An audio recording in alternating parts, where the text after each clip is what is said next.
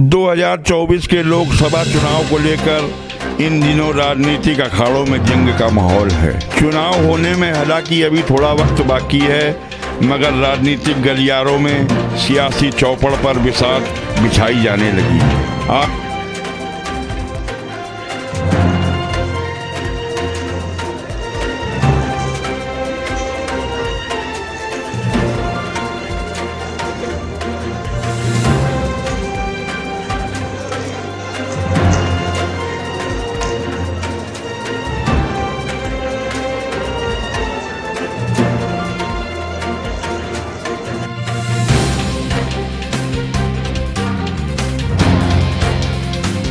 नफरत फैलाने का, हिंसा फैलाने का। हमारा काम लोगों को जोड़ने का, नफरत के बाजार में मोहब्बत की दुकान खोलने का।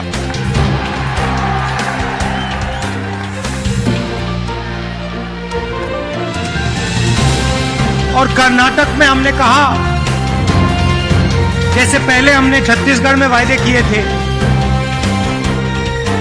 किसानों को सही दाम देने का वायदा जो हमने पूरा किया, किसानों का कर्जा माफ किया, बिजली बिल हाफ किया। जैसे हमने यहां वायदे किए थे, वैसे ही हमने कर्नाटक में 5 वायदे किए।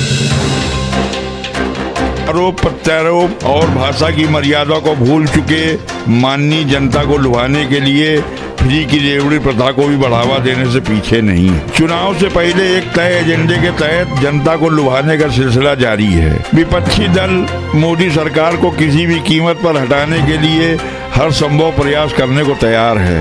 वादों और इरादों की पोटली में फ्री की रेवड़ियों के साथ साथ बेरोजगारी, महंगाई को मुद्दा बनाकर विपक्षी दल हमलावर होते कमल उतना ही ज्यादा खिलेगा।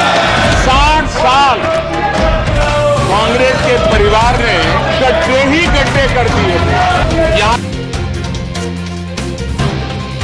बनाम इंडिया के बीच मुकाबले की तैयारी अंतिम चरण की ओर बढ़ती जा रही है।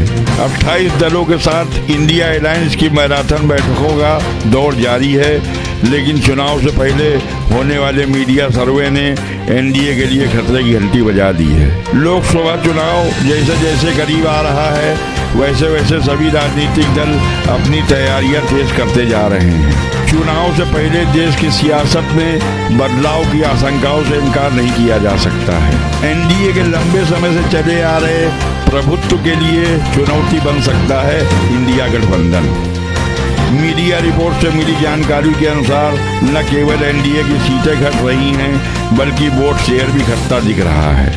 हालांकि लोकसभा चुनाव के लिए सामने आ रहे सर्वे में सत्तारूढ़ पार्टी एनडीए के लिए खतरे की घंटी तो जरूर बजती दिखाई दे रही है, मगर सर्वे की माने तो एनडीए लगातार तीसरी बार भी सत्ता में आती दिख रही है, लेकिन उसका वोट प्रतिशत 2019 के मुकाबले घटता दिख रहा है। ये बदलाव वोट शेयरों और सीटों की संख्या के तौर पर मौजूदा समय के सर्वे में साफ देखा जा सकता है, लेकिन इन सबसे इतर अभी कुछ भी कयास लगाना बेमानी होगा। यह तो जनता का रुख ही तय करेगा। एक तरफ विपक्षी दलों की एकजुटता सत्ता दल के सामने चुनौती बनकर खड़ी है, दूसरी तरफ सत्ताधारी दल भारतीय जनता पार्टी प्रधानमंत्री नरेंद्र मोदी की अगुवाई में जनता की अदालत में अपने किए कार्यों और उपलब्धियों को गिनाने में जुटी हुई है। मगर हमारा मानना है कि जनता जनार्दन का रुख ही चुनाव की दिशा और दशा को तय करेगा। किसकी होगी जीत, किसे पराजय का मुंह देखना पड़ेगा, ये तो आने वाला वक्त ही बताएगा। लेकिन इस विषय पर आपकी क्या राय है, हमें कमेंट्स बॉक्स में जरूर बताएं।